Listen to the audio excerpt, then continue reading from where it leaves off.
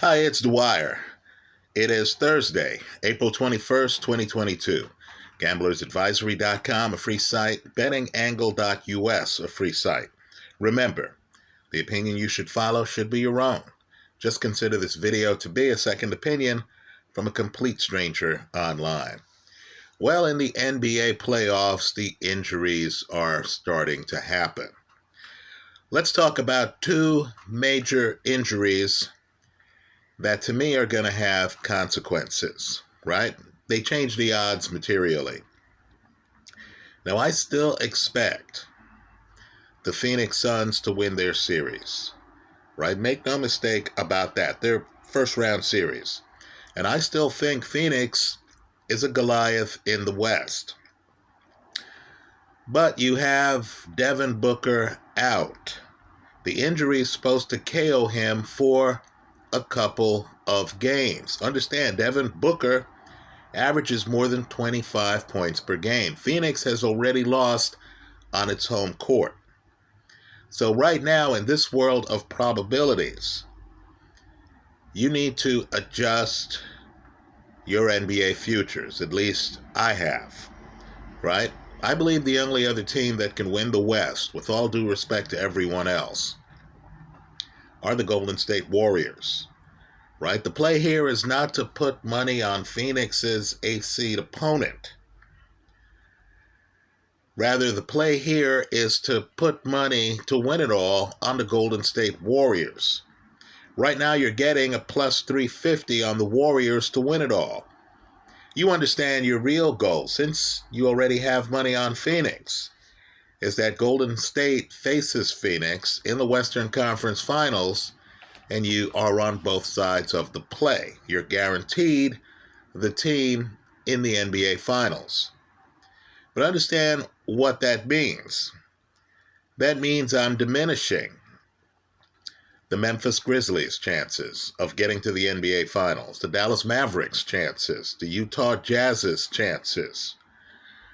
Right? Well, that's my take. Right? I think only two teams can win the West, I believe, because Phoenix is hurt, because they've just lost a guy who averages more than 2 threes a game. Right? They're proven scorer. A guy who held the team together while Chris Paul was injured. That's a big injury. It's a multi-game injury. You know how these things go. They say, oh, he's going to miss the next 2 games. Then suddenly he's missing 3, 4, or 5 games. Let's look at the Eastern Conference. Now, the Eastern Conference is fascinating. Even though they're up 2-0, I'm still not a big believer in the Boston Celtics. Right? As I mentioned here before, and I know he's supposed to come back during the series, Robert Williams is a franchise player. Right? Al Horford has been looking tremendous. Don't get me wrong. Boston's defense has been looking great. But that's a short-term fix. Sooner or later, you're going to lose that. Right? Also, Jason Tatum is a guy who will have off nights, and I mean really off nights. His game, in my opinion, has a lot of variance. Most importantly, they haven't beaten Brooklyn yet on Brooklyn's home court. Right? Brooklyn could have easily won Game 1. They lost that game on Boston's last shot. Right? I'm not as pro-Boston as many are. I feel Brooklyn takes Game 3. I'll agree. Game 3 is a survival game. It's an existentialist game for Brooklyn. If they lose Game 3, then I'm writing Brooklyn off. But after looking at KD missing wide open shots, after looking at Kyrie blow layups in Game 2, right?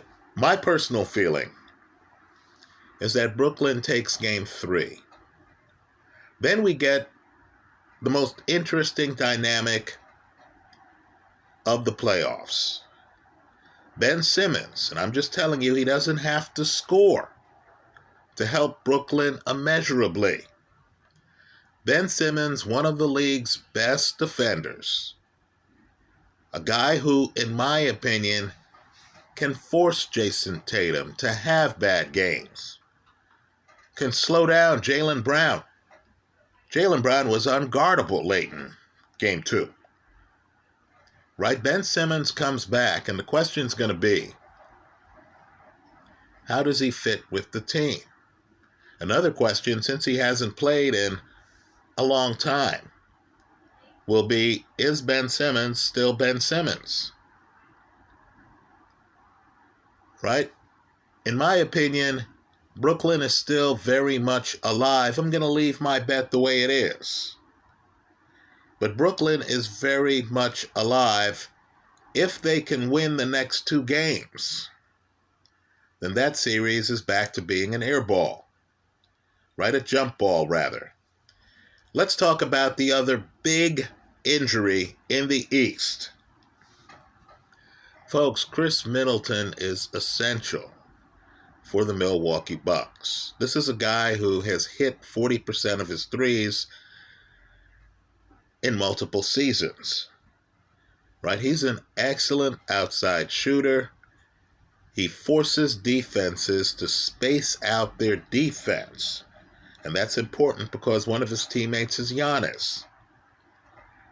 Right now, Middleton has sprained an MCL. As I make this video, they haven't talked about the full number of games he's going to miss.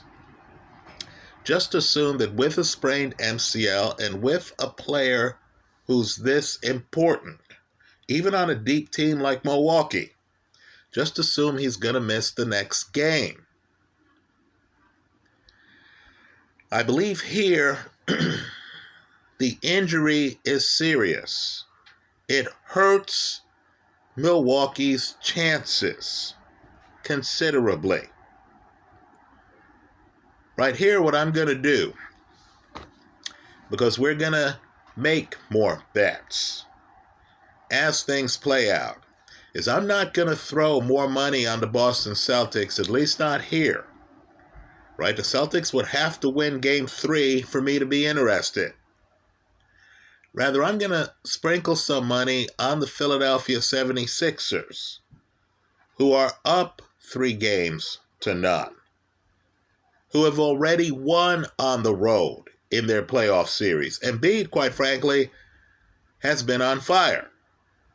And I'm also going to sprinkle some more on the 1 seed, a team that doesn't have to win on the road to win the Eastern Conference. And that's the Miami Heat. So,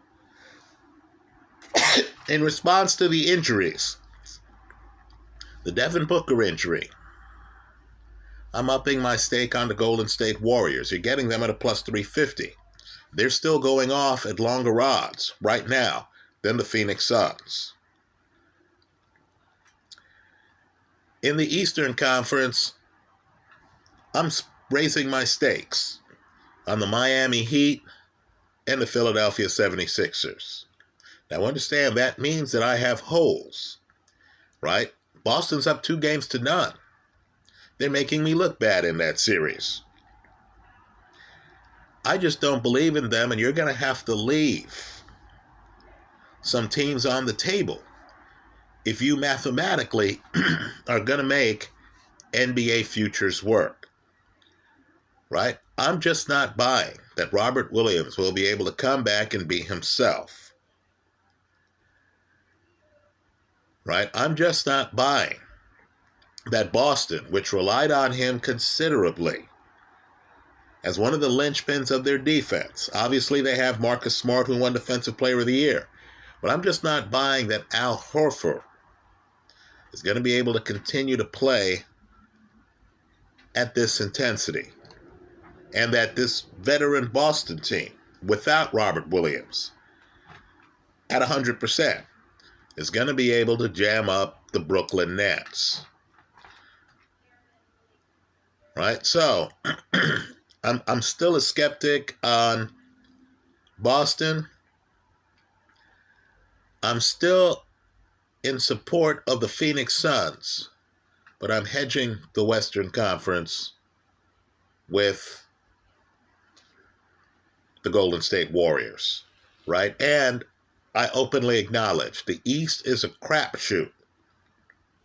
I'm raising my stakes on Miami and Philly because Milwaukee has suffered a major setback. That's how I see it. Let me hear from you. I hope you leave your comments in the comment section of this video. Thanks for stopping by.